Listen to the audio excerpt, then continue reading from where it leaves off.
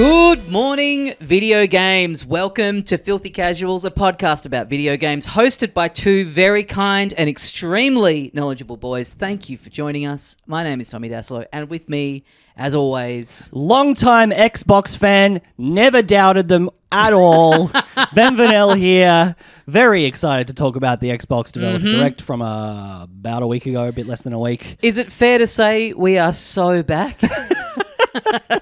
I mean, we were saying it's so over, not nary a month ago, but yeah, I don't know. We'll talk about that a fair bit. It was I saw a lot of positive responses to it, and I do think finally Xbox has done something public facing that didn't have like an aspect they totally fucked up. Yes, agreed. Yeah, we've been playing some other stuff this week as well. It's been a good week. Yeah, well, very quickly, let's mention the Patreon. Yes. If you enjoy the show, if you would like to support us for doing it and get yourself some bonus content, we do an extra hour show every week where we talk about movies and TV shows. Yes. Lots of great stuff happening on there at the moment. If you want to head over, you can find the link at filthycasuals.com.au. Yes. It's greatly appreciated by us. Yes, it keeps the show going. Yeah. It's and a great little community as well. We love the Discord. We love the patrons. The Q&As we do once a month as well are very fun.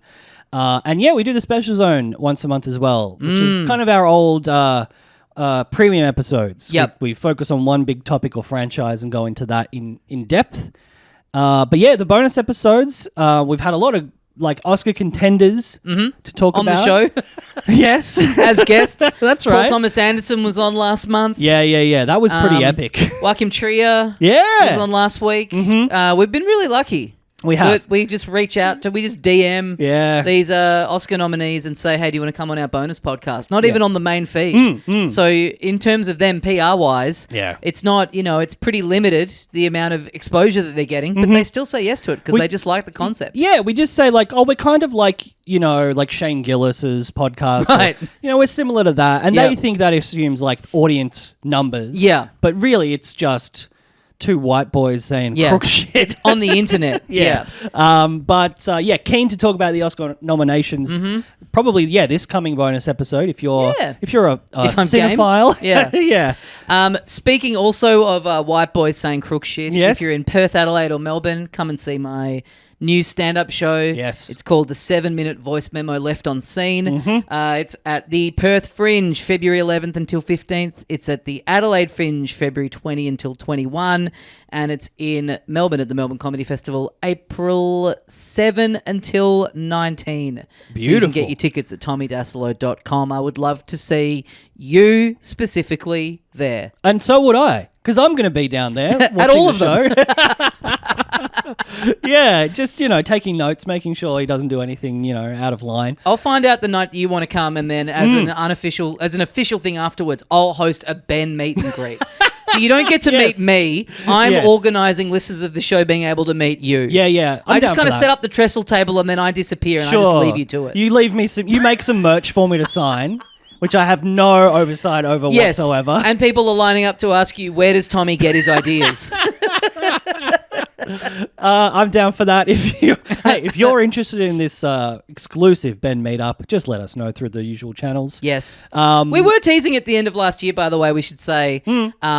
We didn't quite end up having time, but we were teasing the idea of a little end of year meetup. Oh, yeah. And there was a fair bit of interest in it. Yes. So apologies to those people that we just did not end up having the time to pull it together by the time we thought of it. But we should cook something up for Comedy Fest sometime soon. Yeah, either a live show or even just a little hang with some of the listeners and play some games somewhere. That's a great idea. We can choose one of the many venues in Melbourne that does video game shit. Sounds good. And I'm down. Hey, we could do it for one of these aforementioned upcoming Xbox games. Yes. Everyone sit and watch me play Fable.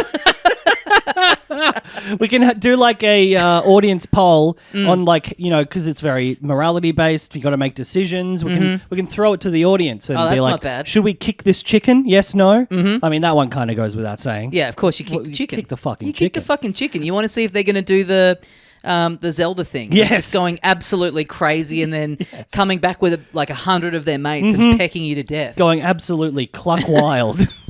Yeah, good stuff. But we have a bunch of mates doing shows at the upcoming festivals this year as well. Sure. We will probably have some of them on the show in the lead up, so look out for that. And yeah, check the guides for some familiar names from the podcast. Get out and see some live comedy, guys. We endorse them if they've been on the show ever. I'm just double checking if anyone's done anything. Have we ever had a cancelled guest? Have we ever had anyone from Ice on the podcast? Oh. We've had the Ice Climbers on the podcast. Fuck yes.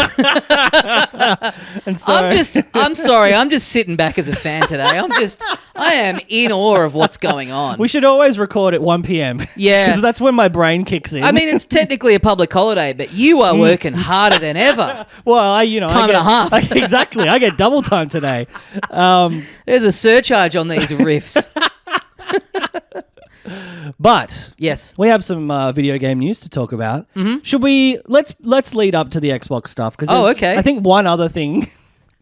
We've just been circling this story for like 15 minutes. It's called building anticipation. I mean, I think at this point too, the amount that we've trashed Microsoft and Xbox in the last year even. Yep. Anyone that is super on board with them, I think they've dropped off a long time ago at this point. So we shouldn't feel the need to... There's no one listening who's like, I really want to hear them talk about the Xbox. That's my favorite company. It's like, no, those people were gone long ago. Yes.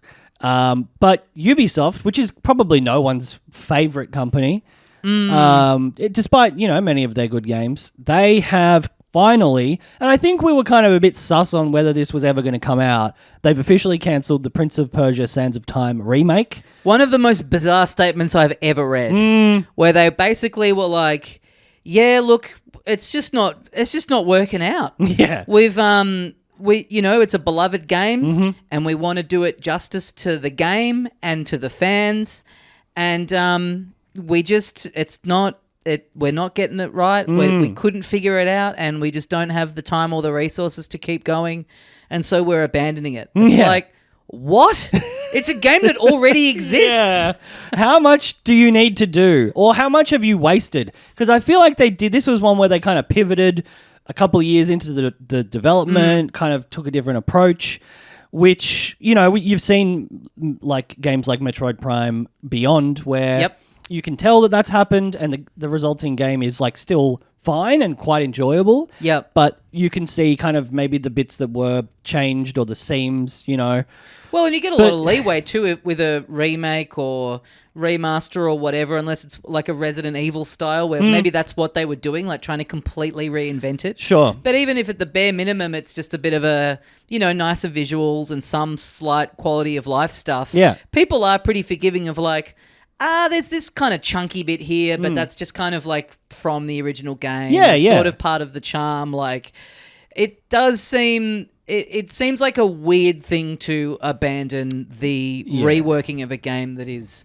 I would argue, the hardest stuff has been taken care of for Absolutely. You. Story, setting, all of those like early developmental stuff that takes ages. If you've got that, you would think that cuts down so much of the time. I saw a funny post that was like, damn, they forgot their own recipe. And that's the other thing is like this style of game, this is what they do. Yes. They're always making stuff like this. Absolutely. Yes. Even if you think of like, there were some, like gremlins in the fucking gameplay mechanics from trying to get it from the old one to the new one or what. It's like you have third-person action games where climbing and, like traversal is built in that you've released in the past, like, year. Yeah. Can't you fucking get your act together? Yeah, it seems like, I mean, I am not, I've never played the original. I'm not a big Prince of Persia head by any stretch, so this news means basically nothing to me, but it is... Yeah, it does. Of all the games to get cancelled, especially when you're seeing like delays of things where they're just like, we've got this new mechanic that's not been done in anything before, so we want to make sure we get that right because it opens it up to a lot of bugs and flaws and stuff. I'm sure there are some big Prince of Persia heads out there who are bummed about this. Yeah, well, I mean, this one was, I think, the best regarded of the whole franchise. And, the new 2D ones have been pretty enjoyable. Yep. And, I love the old 2D ones. The Yep. OG ones were, some of the first games I played on a PC. Mm-hmm. And so I have nostalgia for it. And, of course, we all love the Jake Gyllenhaal brown face Prince of Persia film that We absolutely do. we've definitely seen. And I wonder if we know anyone who's logged that on Letterboxd. Oh. I'm going to look that up right now. I'm going to guess Timothy Clark. I guess Tim and Alexi. Yeah, probably. Let's see. But, yeah, I do think if anyone was ever going to be excited for a game in this franchise again, that was in the traditional third-person perspective, it would have been a remake of this, and then potentially kickstarting a new a reboot kind of franchise from that. But, 2.6 on Letterboxd, Yeah, and fuck. not a single person that I know has logged it. That's fair. Ain't that a bitch? What year did it come out? 2010. Okay, I was 23. I was 24. Thank you. Yeah. But yeah, I as with a lot of these big, because there's been sweeping layoffs at Ubisoft, Yep. restructuring, I assume this is purely financial. This is I think they did yeah. say that. They're like, yeah, we just don't have the... Well, yeah, their statement was we don't have the time and resources Yes. and money to put into this. Yes. Which I don't even think is necessarily true. I think it's Yeah. just that you don't want to. Yes. It is a big franchise. I would say that it's, if it came out and was half decent, it would make them some money. Yeah. So I think just the fact that it probably went mildly over budget, they were Yeah. just like, we can't be bothered. Yeah, and then it's always well, if we do release it and it's going to be fine, you still have to promote the shit out of it, which Yes. is very expensive. Yeah, maybe they're just we'll pull the ripcord, fuck it. Yeah. But what else was on the news rundown? On the docket. Yeah. 'Cause I feel like there was at least speaking of great films. Oh, yes, of course. Upcoming Future 2.6s on Letterboxd. That's right. The Super Mario Galaxy movie. Yes. Coming in a couple of months. Yeah, April 26th, I think, maybe. Nice. Nice. Good They had a Nintendo Direct for Yes. the film, Yes, they which, did. as far as I could tell, was just basically the trailer being introduced by Miyamoto, and then Miyamoto just sort of talking again about some stuff that was in the trailer. And throwing I don't know why to they have to have a Direct instead of just put the trailer out. But No, anyway. it's very strange. It's just probably we do it with everything else, and we won't change. Yeah, because they have that brand, because they choose to put it under that branding that they put, game announcements under. They always have to do that thing where they're like, we cannot stress this enough. No new game information will be being shared. Yeah. But they also throw to, is it Chris or Christian from Illumination Studios at the end? And he just has absolutely nothing of merit to add. Yeah, because I don't even think he's the director, right? He's just he's the head of the studio. studio. It's like, well, That is, yeah. and they did this in the last one too, where he's like, yeah, now we've just entered the post-production phase, and we're currently doing the sound mixing. It's like, who is this information for? Yeah. Who cares what part of the process they're at with the making of the Super Mario Galaxy movie? Exactly. They don't it. Maybe if Paul Thomas Anderson, our frequent guest on the bonus episodes, was doing which is odd, and I wouldn't want to see it. A little director's diary. A one battle after another Direct. Yeah, yes. Being now the film is, it's in the final post-production process. Mm-hmm. Color grading's happening. We're doing some ADR. Yep. But I just want to say I'm so excited for this film to And be released. we're excited to announce the release of a Few Small Beers Amiibo. That's right. Will be coming out compatible with the film. Yes. You scan it on the screen. Yes. You unlock a new costume for Benicio. Yeah. Colonel Lockjaw body pillow will be coming out. No, that's Wave 1 DLC. Of course, yes, true. What would be the popcorn bucket for one battle after another? Fuck, that is such a good question. Yeah, maybe the lid of it. It's got the little rollover bit of carpet. The trapdoor that Leo escapes under. Yeah, I like that a lot. Yeah. But yeah, the Chris from Illumination.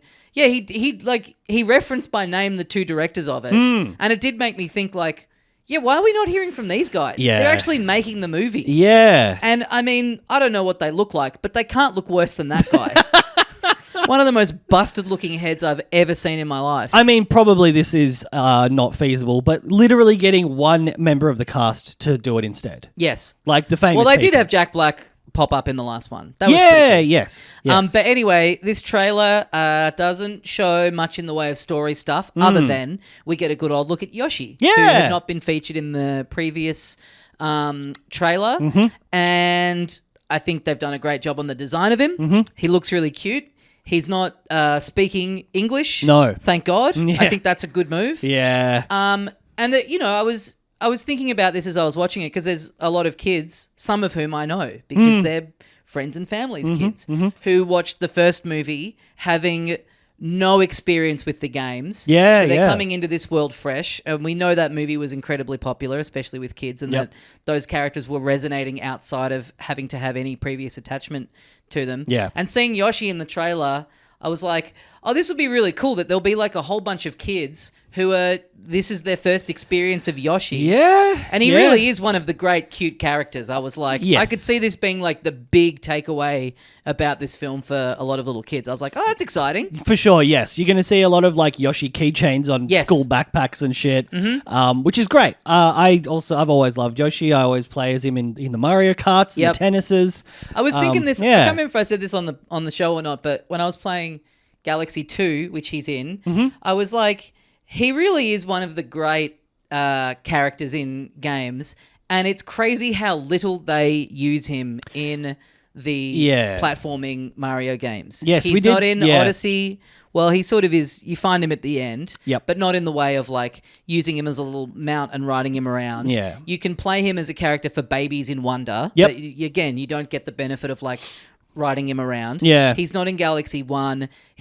They weirdly they kind of, it's strange that they don't drop him into those games more. Well, yeah, they've completely siloed him off to his own series, which is like, it is a different audience that series is targeting, and the games are just like, because there is a lot you could do with a contemporary Mario platformer, even one of the 2D ones, where Yoshi is part of it, and it's part of the platforming and like the vertical, traversal and stuff like that you can do with him. When you're getting him and the whatever music's playing all of a sudden just has bongos under it. I mean, it's some of the best shit of all time. Yeah, and we're missing out on that. Yeah.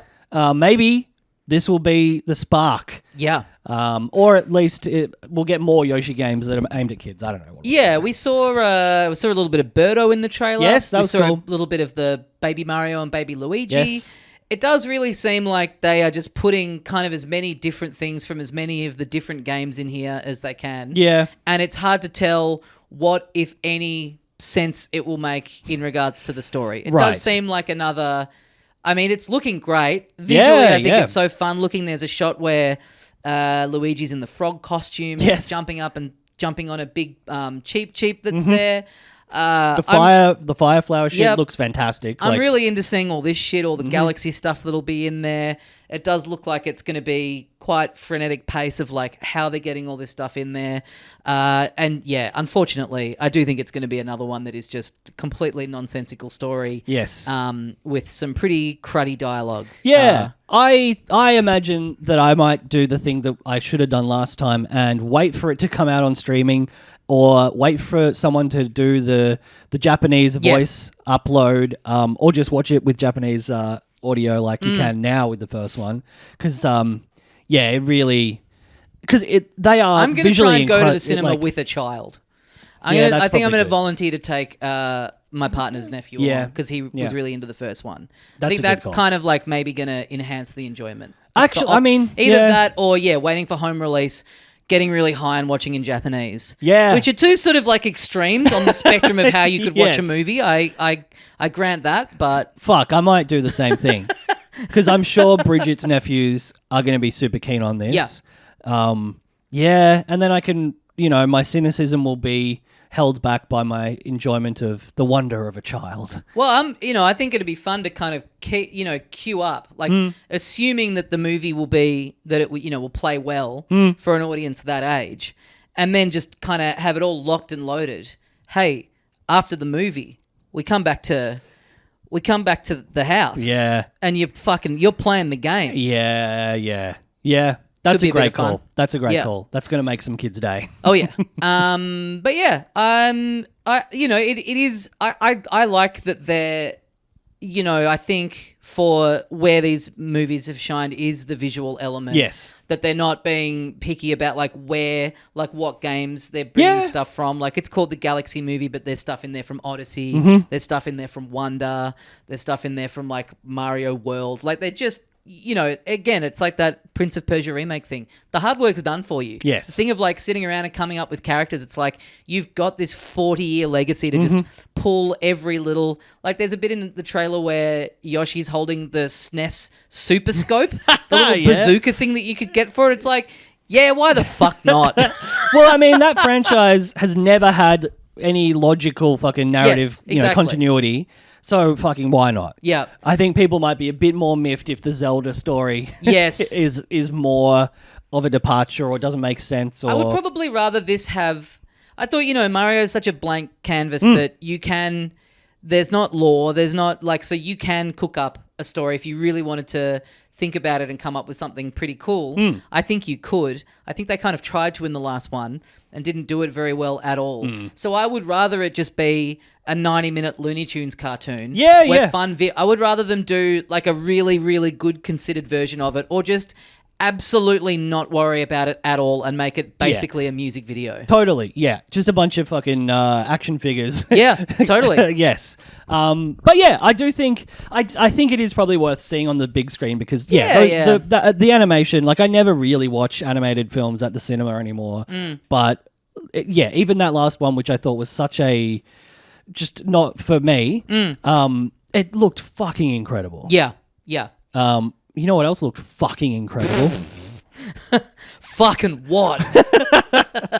The game's featured in this past week's Xbox Developer Direct. Not an Illumination CEO in sight. No. There, in the Direct, there were many staff members, developers, artists talking about the games, and they were all just so beautiful. And I don't know, it really did endear me to...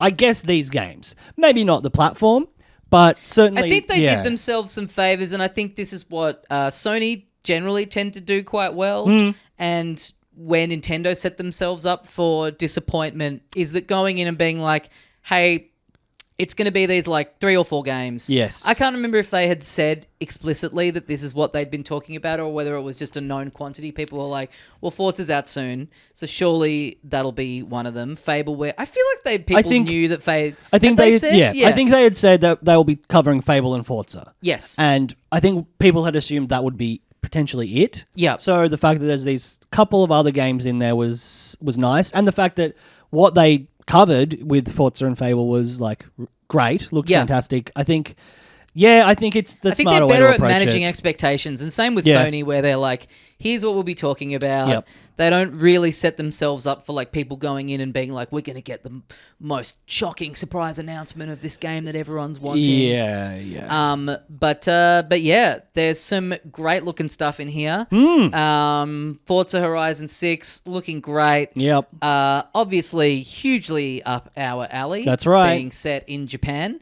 I was just thinking before about how in the past they've done their weird little, after the game's been out for a bit, they have the like DLC collab stuff where it'll be either you're driving around as like a, Lego car or like a Hot Wheels track or whatever. Yep. And I was like, man, they could do some incredibly fun stuff given that it's Japan. Yeah. Just even seeing people kind of driving around a city, I was like, man, if they did like a Persona link up or something like that. Oh, yes. There's so much that they could do. Yep. It probably will end up just being like, I don't know, some weird little toy collab or something like that. Yeah, a Fast and Furious Tokyo Drift collab. Yeah. I think that's what it'll be. Yeah. Yeah.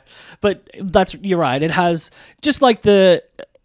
Because I didn't see many like crazily souped up, hotted up like cars with, neons underneath and fucking decals and stuff. So even if that stuff gets expanded or is more expanded in the base game, I'll be fucking pumped for that. Yeah. But I've enjoyed these games. I think you were probably a bigger fan than I have been in the past. Yep. But I do love an open world racing game. I do love Japan. And yeah, I enjoyed watching the developers talk about, going there and, doing these photographs and like figuring out a way to sort of like logically condense the land mass and the biome, the various that, they were like filming cherry blossoms as cars went past them see how the wind affected them. Yeah, it's just, I do really love that format, and I think like people thinking that maybe Mario Kart World would lift a little bit more from that in terms of like driving around and having a Grand Prix that starts by you going to the location, and it is like the fact that we didn't get a version of that in that game has kind of made me like probably more pumped for this than I would be had I just recently played a similar format, if that makes sense. Yeah. It just is, it's so Moorish because you don't know when you go from place to place, like exactly, there's so many different types of race that pop up, and you kind of go like, oh, I haven't looked at this part of the map yet. So even just getting from A to B is exciting. And the little other challenges, was it like knocking down billboards and doing like little jumps and stuff like that? Or being a stunt driver and all that kind of stuff. Yeah. And I feel like potentially when 5 came out, I can't remember if I was trying to play it on PC and it didn't run particularly well. It didn't hit with me in a massive way. Whereas this, I think one of the benefits, and I'm probably going to do this, is that it will come out on PS5. Yep. Not at launch, but it will come out this year on PS5. And I feel like my only alternative to play it earlier is to play it on the PC. And I don't know, there's something about sitting on the couch holding a controller. Absolutely. For a big open world racing game that it's just, like you say, because you can just kind of get lost in it and just drive around the whole map and explore these new areas. Yep. Just sitting upright in a desk chair at a PC I don't know. It's not the best way to do it. That's like a lot of my time in the free roam Mario Kart world has just been like a Sunday afternoon for just what I thought was just going to be a 15-minute fuck around. And then all of a sudden turns into 3 hours of chasing down switches and stuff. So you're right. I was playing 5 on the PC and it's more fun on the couch. Yeah. Everything's more fun on the couch. We also saw a little bit more of Fable. Yeah. So yes, I've played the previous games in this franchise, and I think something that it's always done particularly well, that is often done poorly in games, is that sense of humor and that sense of lightheartedness and fun, while being still like a pretty in-depth role-playing game. It does seem to be striking a good balance of like a very deft touch. I wouldn't say there's anything that felt to me like a big hard attempt at a joke. Yeah. Like just more kind of like, funny, charming dialogue, obviously helped by the performances of the people they've cast in there. It didn't, I would think on paper that the description of that would sound like it would be incredibly grating. Yes. But it does seem like it's just the right level of like, for our personal tastes at least, having been put off in the past by anything that is trying too hard to be too funny. Yeah. And so that's kind of the tone, the overall tone of the games. But they are very fun, sort of action RPGs where a lot of the initial pitch, because it was Mr. Molyneux, who loves his sort of like grand, high concept. He probably does. I imagine he does, yeah. Who doesn't like that show? Yeah. Kevin? My dad. Oh, really? Oh, yes. Yeah. Your dad, the architect. My dad, the architect, doesn't like it because he thinks some of the houses are shit. And I'm like, yeah, but that's part of the fun. Yes. You look at these people who are, channeling £4 million into this thing, and you go, you've got no taste. This house is shit. Yeah. You're not going to be able to sell it when the time comes. Yeah, you're probably not going to be able to finish it because of the weird methods you've decided to use. That's what's enjoyable about the show, is yelling at the screen. Yeah. It's like going, I don't want to watch maths. I just don't think that any of them are going to last. It's just, they're clearly not matched. I don't want to watch it. Yeah. Well, I have a great marriage. The experiment has failed. Yeah. But I can't remember what I was talking about. Oh, sorry. Peter Molyneux has these grand designs. Yeah, like the show. Oh, yeah. Does your dad like that show? yeah, these big high concept games where there's a lot of like your decisions matter. Like Black and White was like you raise this creature that remembers the way it's treated you the entire way through the game and develops a personality based on that. So Fable has always had that big sort of like all your decisions matter. You can like get married, you can, own homes. Like it has had all of that sort of persistent world stuff amongst like a good single player campaign and, running around and fighting little goblins and shit. Yep. And this one looks very cool. I think the previous ones, I'm not sure if all of them, but the first one, the design was a little bit more cartoonish and odd proportions, kind of chibi-esque proportions, whereas this looks relatively realistic. Yeah. Sort of in the ways that, the Naughty Dog games are, where it's like a bit stylized, which is good because you're not trying to make it photorealistic. Yes. So it's got those kind of character proportions, and then like these big like interactive living systems where you can insult someone and then, a week later they refuse to help you on a quest. Very true to life. Absolutely. I hate it when I accidentally go, you're a cunt, and then a week later they refuse to help me on my quest. Yeah, the number of times I've said, nice shirt, do they make them for men? The number of times I've done crowd work to someone. Yes. And then a week later I find myself on a quest in need of some assistance. Oh, yeah. And they're like, now you might not remember this, but you were quite crude to me up there on stage at the Coopers Inn last Friday. I shan't be helping you across this river. By the way, very quickly. Yes. Speaking of crowd work, I have a bit at the moment about voice memos. Yes. And I did it on Friday night, and a girl in the crowd was laughing very loud, and then was saying, "Oh, I send them to my friend here all the time," and I'm like, and he's always complaining about how long they are. And I said, "What's the longest voice memo you've ever sent?" And she said 2.5 hours. Oh. Oh, I think he's right to complain. And I felt like I got a good amount of it out of it in the moment. Yes. But I just was thinking about it a lot the next day and being like, I feel like I could have been talking to her for 2.5 hours. Yes. You know what I mean? I was like, I was so blown away by what I was hearing that there were just all these questions that I've since had that I was just too stunned to act on. Oh, fuck. But like, that is truly crazy. That is pathologic. Like, at what point... How far in do you think you would get to sending one like that before you're like, you know what, I'll just call you? Yeah, well, I mean... Probably the 5-minute mark for me. Yeah, I was going to say, like, I think I've done that before, This has been going for ages, and I reckon I've got at least another 2 hours and 25 minutes in me. Because when you send one that long, or you receive one that long, I should say, you, as a audience member, you know that you're forgetting stuff that they've said a minute in. Yes. Once you're at the 4-minute mark. Yes. You're like, oh, I've got to reply to that, but I can't remember what they... There's no way that's the thing I regret not interrogating, is that there's no way her friend listened to all of that. Yeah. I'm getting 6 minutes in and going, yeah, I think I get the gist. Yeah. That's a real... what is it? Too long did not read. I'm sorry that happened. Sorry that happened. Congrats or sorry that happened. I got to get Huey to comb through the ticket buyers for that gig. Yeah. And see if I can track down this person and ask my follow-up questions. Yeah, that could be a great coda for the show. It's like, well, you think my message was long? Yeah. Fucking this. 2 years ago, I was trying to get in touch with Alexis from Hot Chip, and now I'm just trying to find some woman from a gig. Yeah. Fuck, I wonder if I could do that. Ask Huey if he can email everyone who came and said, if you're this person, if you're the voicemail girly, can you please contact my friend? Oh, yeah, just get him to chuck out an Instagram story or something, yeah. But anyway, this game is looking fun. Yes. I have no previous experience with any of the great man's work. Yeah. But, as of this trailer... I'm now really keen. Yeah, nice. It's looking good. It's looking fun. Yep. It's not like super generic, like medieval fantasy. It's got a bit of character to itself as well. I think that's it. Yeah, it seems like it's a bit...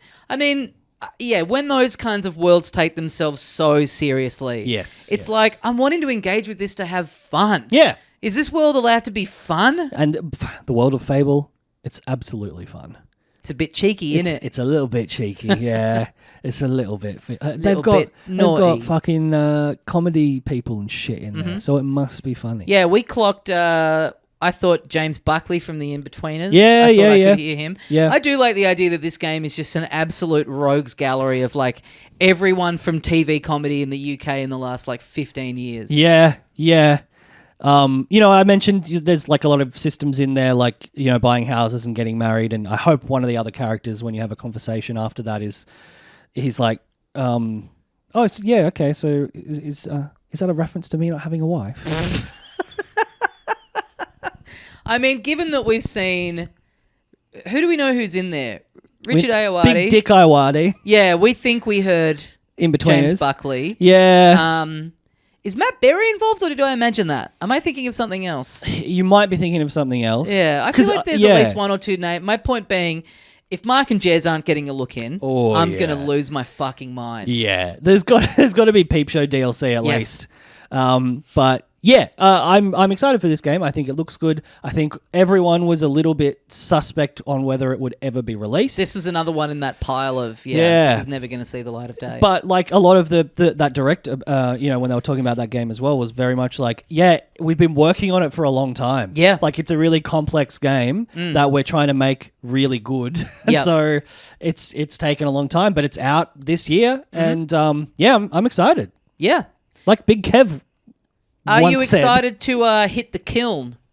I don't know. I've honestly never been as big a fan of Double Fine games as others. I liked Keeper, but it had performance issues that kind of held me back from it. And I thought I was excited for it, and I don't know that what it ended up actually being was necessarily what I was hoping for. True. I'm sure lots of people did love it, and I think they executed what they were going for really well, but I don't know. It just wasn't... I like, with everything of theirs, I kind of think I like the idea of them. Yes. And I like them as a studio more than I really like any of their product. Yeah. Like I watched most of that very, very long doco series about the making of Psychonauts 2. Yeah, yeah.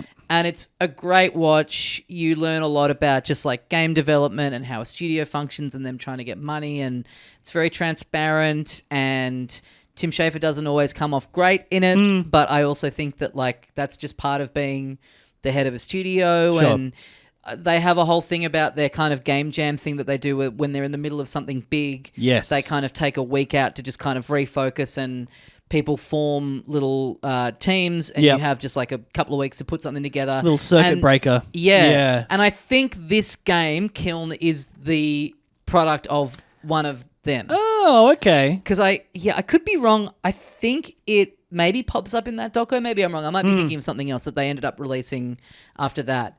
But I like that culture. Seems cool, even though in the doco it's painted as like they're already behind schedule on Psychonauts 2, and they're like, I don't want to be taking a week out to be fucking doing something else. I want to be, finishing this off. But again, that's kind of the whole point of it. Yes. Is to just spend 2 weeks doing something frivolous that doesn't matter, to just kind of get your brain back on track. So I like that they're open to this kind of stuff. Yeah, yes. I like that they've kind of got, they've got sort of an aesthetic and sort of an overall vibe, and it is sort of consistent, but it's sort of not. It's not like an immediate like, oh, all their games look the same or anything. No, but it's like again, like the proportions are a bit off, and and the tone often is a little bit kind of weird and quirky, and not like you said before about fantasy games, not self-serious at all. Never self-serious. But I don't know if this game and this type of game is necessarily my bag. Maybe it's no Swedish-made penis enlarger pump. Put it that way. No. But I still think there's bits about it that look cool. Yeah, I think that's the thing. I think visually it looks cool. It's interesting.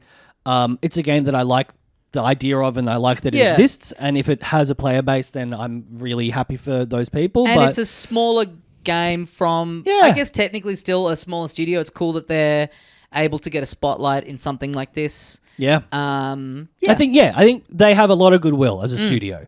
Well, a studio that I would say does not particularly have much or any goodwill at all. And this could be the thing to turn it around. Yeah. What's this called again? Beast of Reimagination? Reincarnation. Reincarnation. Beast of Reincarnation.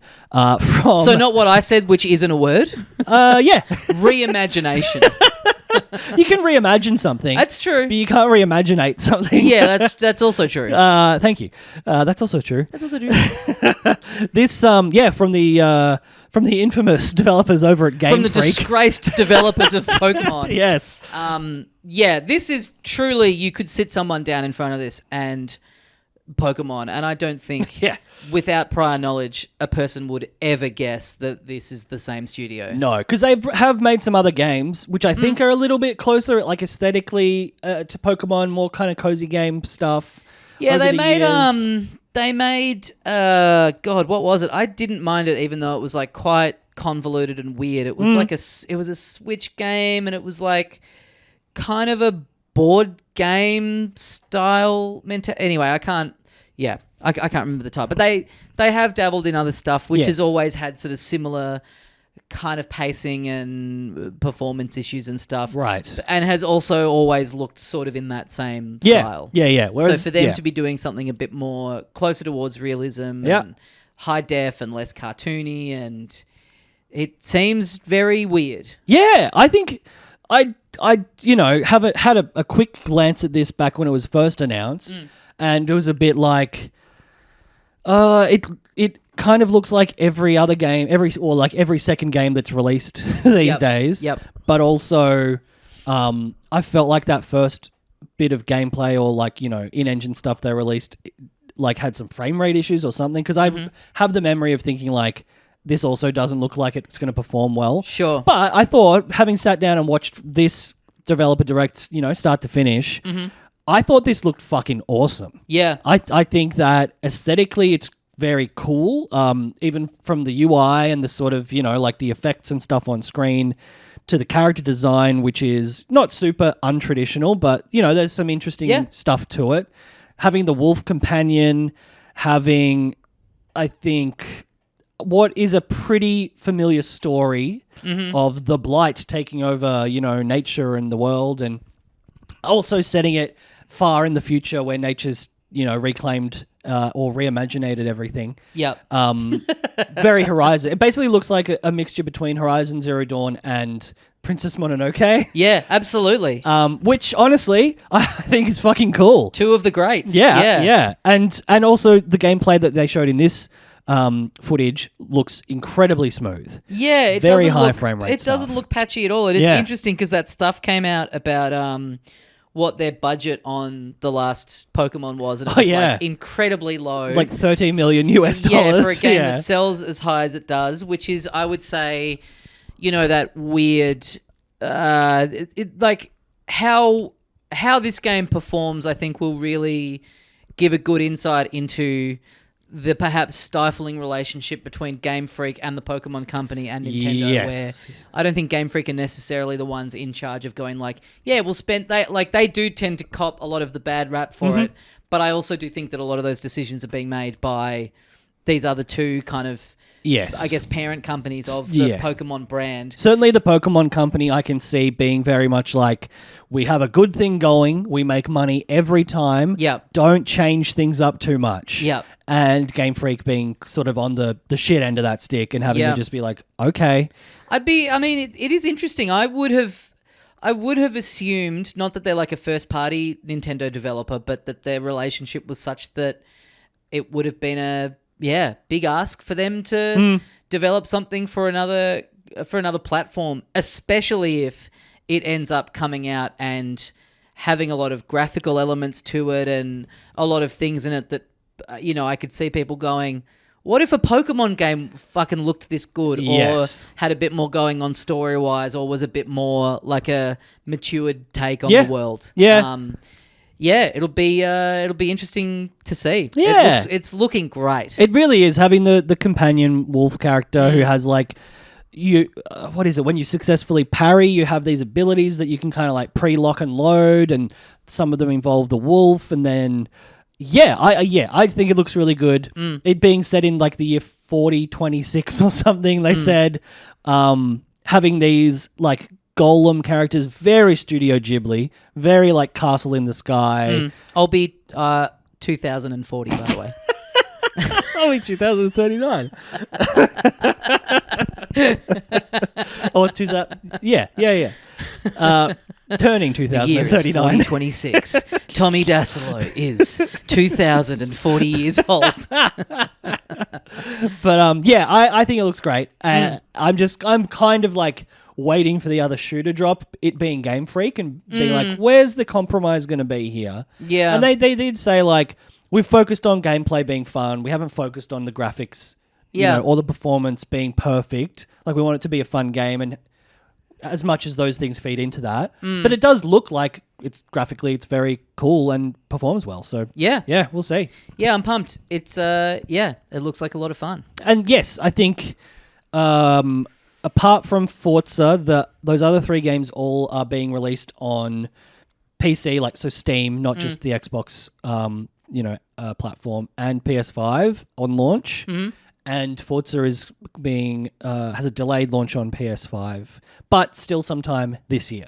So they're at the point where they're just saying, I think in the last year or two, there's been no mention of it, and then down the line, it's like, by the way, Indiana Jones is coming to PS5. Right. They're past the point of that being a big reveal. It's like just a given now, so it's like just assume that this will come out soon. Yeah, and I think the point for them to spruik is they're all coming to Game Pass on day one. Yes. So if you have Game Pass, that's the selling point for being in their ecosystem. Yes. The selling point for not is that if you buy it on PS5, you own it. Yes, that's really good. Yeah. Well, there's a game that I own. I also own it too. Interesting. What do you own it on? I own it on the Switch too. I paid $29.95, I guess. I own it on the PS5. Uh-huh. And I too paid $29.95 or $99. That's a decent price. Thank you. So was yours. A game that, we've been kind of excited about for a little bit. Definitely caught our attention with its art style. Yep. I think only because we didn't really know much else about it. Yeah, it's a Metroidvania. Yes. It's a pretty by-the-numbers classic Metroidvania. It is called Memories in Orbit. That's right. Or Mio for short. Yeah. It's by a studio that I don't know if they've made anything previous. Yeah, was it not a name that stuck out. I haven't seen it being put out there as like the new game from these guys. So it's not like it's coming along and having some sort of like some legacy of the developer to adhere to. It does feel kind of very much like its own sort of just thing that's kind of I think come out of nowhere for a lot of people. Yeah, completely original property and all that stuff. Yeah. It's got this quite neat it's kind of a weird art style in that it's like sort of cel shaded, and when you look at it in stills, it looks very much like a kind of pencil drawn watercolor sort of look to it. And then when you're looking at it in motion, it's a lot clearer that it is 3D models with just a outline effect on them.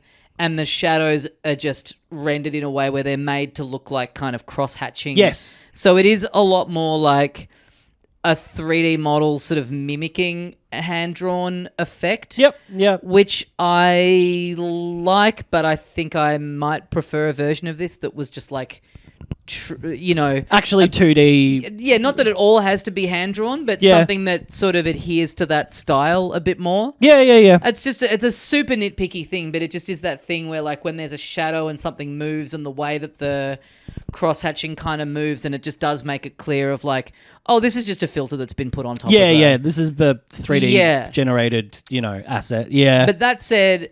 And I do agree. I agree that it looks great in stills, and there is something about the aesthetic that it doesn't feel fully contained and coherent. Yeah. But I still like it. I still like it more than many other like quote unquote 2D Metroidvania games Me that too. have like a more traditional or a more pixel art kind of thing. I think it's different. And That's just I an enjoy incredibly nitpicky note from me as someone who really, really loves like hand-drawn stuff and line art. Sure. And you're right. I do still prefer this look. It still is very unique over something that is more like traditionally rendered or whatever. Because what I will say is, as much as I am enjoying this so far, it is not really doing anything new in terms of Metroidvania stuff. Yeah. I think a lot of them now you tend to find like there's some little element in there that's like either a move or something about the world that is like the kind of the twist on it. The or unique the selling added point, thing. yeah. So far I'm not feeling like there's anything in this that we haven't seen before. It feels mechanically and like systems-wise very similar to Hollow Knight and Silksong. Yes.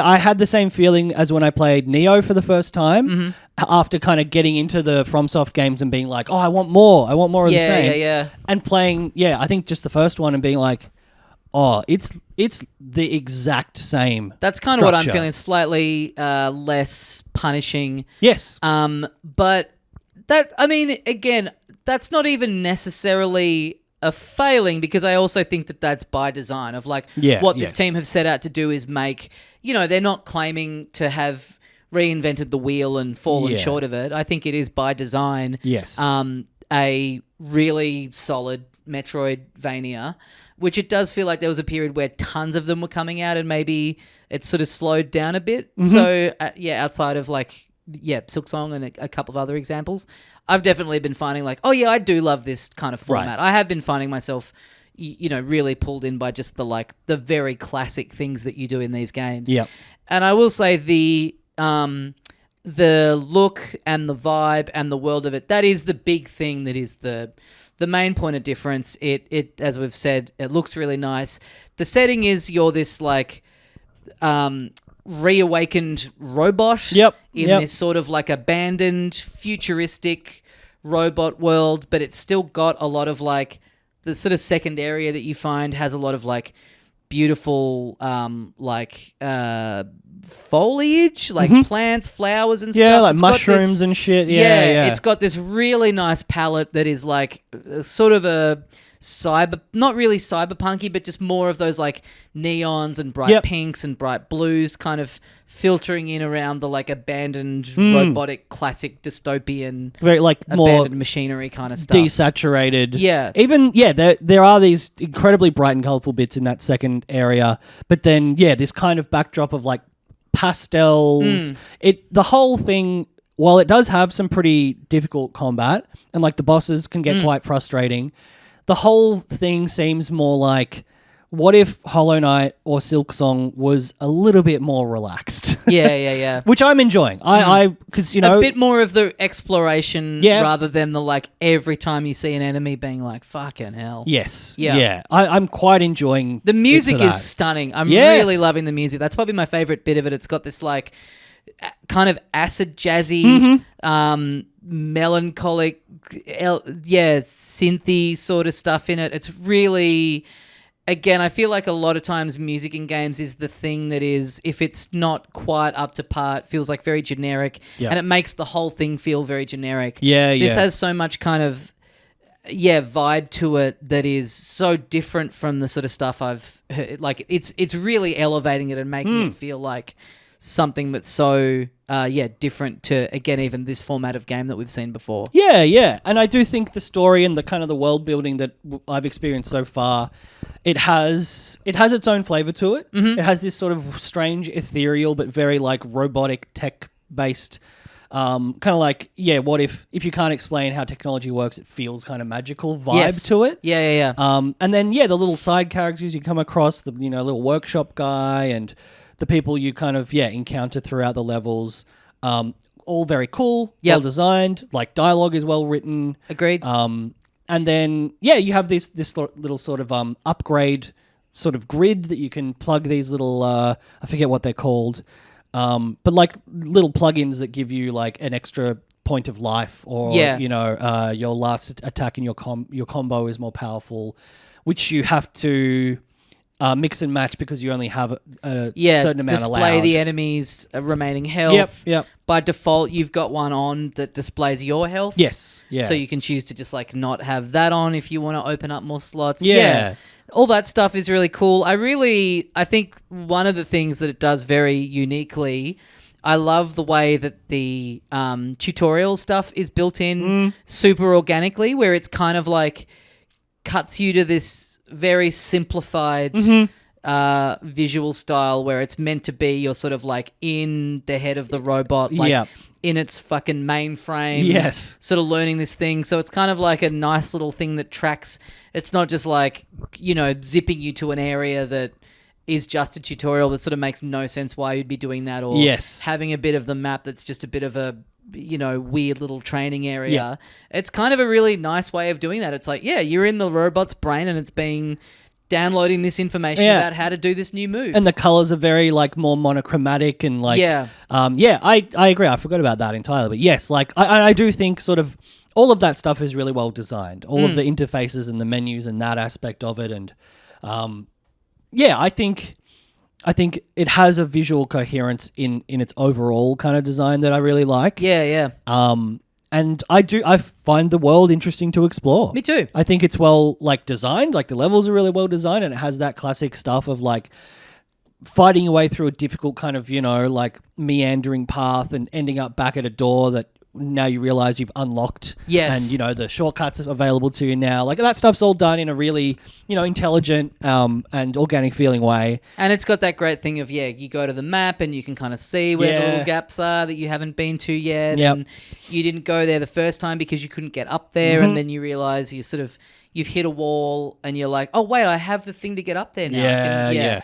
I think if you've ever liked a game like this, especially if you spend a lot of time with Silksong and you're looking for something more, you'll really enjoy this, because it is just, and I didn't mean that as a complaint earlier, it just is really just doing a Metroidvania. There's no like great twist on it other than perhaps the art style or setting is kind of different to the sort of stuff we've seen before. But because like similar to the way that Neo had, like bonfires where, you could upgrade and you were gaining whatever they called it, souls, and you would lose them when you die and you go back and pick them up again. This has, your sort of that impermanent currency that you lose. Yes. Although at the start of the game, when you die and you lose it, it goes into this thing that you're sort of building up, which is great. I thought that was an interesting It's kind addition. of I guess it's sort of not the tutorial, but the beginning thing where then once you've filled that up, you open up the rest of it, and then once that's filled, it's sort of done. Yes. And then it puts you back into like, if you lose them, they're gone. Yeah, and it has the same thing that Silksong has, where there'll be very occasionally on the map, you'll stumble across a thing that lets you save that currency into a permanent format, which this one I think is more forgiving in terms of the exchange. I think. Yeah.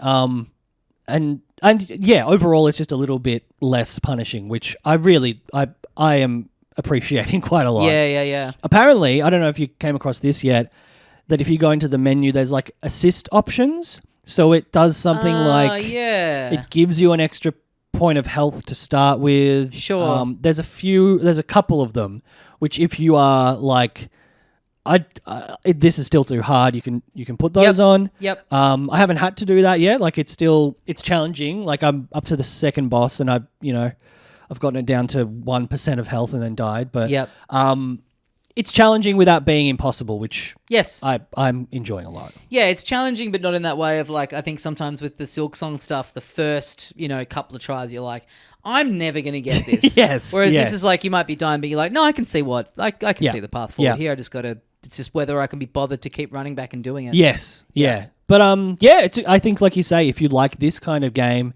this is a great example of it. It's not doing anything incredibly revolutionary, but what it's doing very, very well. Agreed. Well, that is Memories in Orbit. Out now on, I believe, everything. I think so, yeah. Have you played anything else in the past 7 days? I played a little bit of the update that came out for Donkey Kong Country Returns. Oh, yes. They dropped for some reason. Yes. That they added Dixie Kong. And like a turbo attack mode that I've not dabbled with. I've just kind of gone back in and played with Dixie Kong Yep. and, had a look at the increased resolution. I do not know why this randomly got dropped. Yeah. It is especially jarring when you're like having played a lot of Bonanza and it's like, this is what Donkey Kong looks like now. Yeah, And then you go back to this and I don't know. I guess this probably would have pissed off a lot of people, but I personally would have quite liked it if they had have changed his design in it to look like the how he now Or have a looks. little toggle between them or something. Yeah. But I get it. It's obviously more work, a fair amount of extra work. Yes. For something that already is a strange thing to just release out of nowhere. It is strange to go into it and look at how he looks and be like, why is he so angry? Yeah. But yeah, it's not a massive change to that game, but it's kind of fun having that in there. Yeah, nice. Dixie Kong in there is kind of cool. Yeah, I think I basically have only played Memories in Orbit, but yeah, put a good couple hours into that. I am keen for. I don't know if it's next week. Can is coming out quite soon. Yeah. Yeah, there's a few things on the radar that that we're excited for. Yeah. But that'll do it for this week. That'll do it for this week. Guys, thank you for listening. Head to filthycasuals.com.au for the links to all the other stuff that we do. Get on the Patreon. Oh, yeah. Support the show. Thank you very much for listening. We'll see you next time. And as we say here at the end of every episode of Filthy Casuals... Louis, stop barking!